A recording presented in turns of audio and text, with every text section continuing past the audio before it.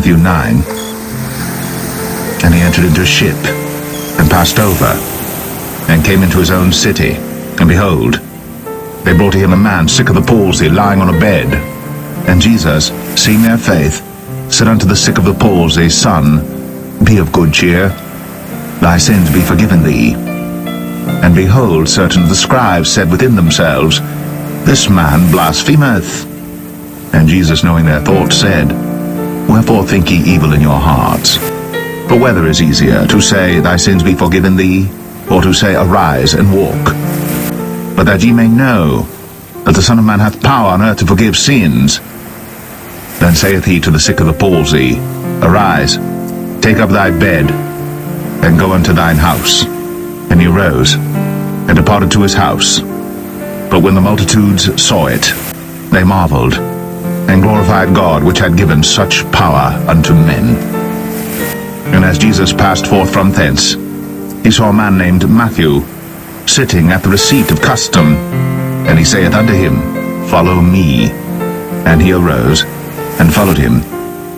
And it came to pass, as Jesus sat at meat in the house, behold, many publicans and sinners came and sat down with him and his disciples. And when the Pharisees saw it, they said unto his disciples, Why eateth your master with publicans and sinners? But when Jesus heard that, he said unto them, They that be whole need not a physician, but they that are sick.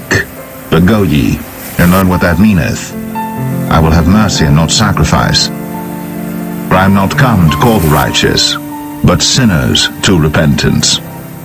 Then came to him the disciples of John, saying, Why do we and the Pharisees fast oft, but thy disciples fast not?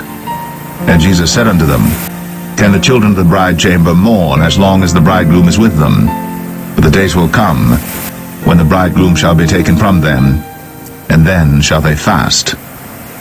No man putteth a piece of new cloth unto an old garment, for that which is put in to fill it up taketh from the garment, and the rent is made worse. Neither do men put new wine into old bottles, else the bottles break, and the wine runneth out, and the bottles perish. But they put new wine into new bottles, and both are preserved.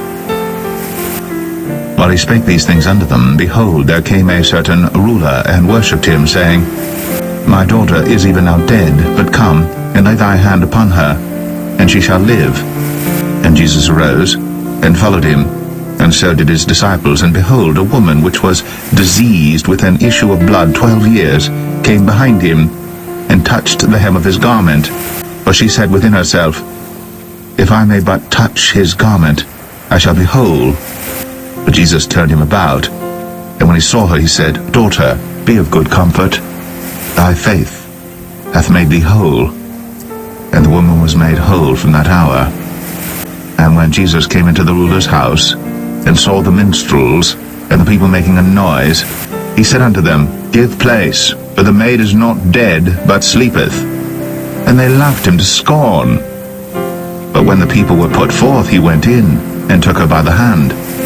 And the maid arose, and the fame hereof went abroad into all that land. And when Jesus departed thence, 2 blind men followed him, crying and saying, Thou son of David, have mercy on us. And when he was come into the house, the blind men came to him, and Jesus saith unto them, Believe ye that I am able to do this? They said unto him, Yea, Lord.